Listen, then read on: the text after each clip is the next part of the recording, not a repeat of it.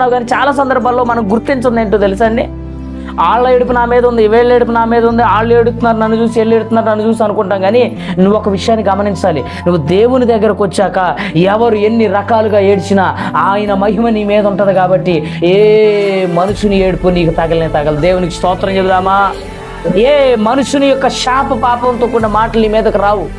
కాకపోతే మనిషిగా ఉన్నావు కాబట్టి నువ్వు ఆ మాటలు వినడం వల్ల కొంత నువ్వు నీరు గారిపోవచ్చేమో. కానీ అందుకనే దేవుని ధైర్యపరుస్తూ అంటున్నాడు, లే నీకు వెలుగు వచ్చింది, లేకు ఇప్పటి వరకు చీకట్లో కూర్చొని ఉన్నావు కదా, చీకట్లో కూర్చున్నట్లుగా బాధపడుతున్నావు కదా.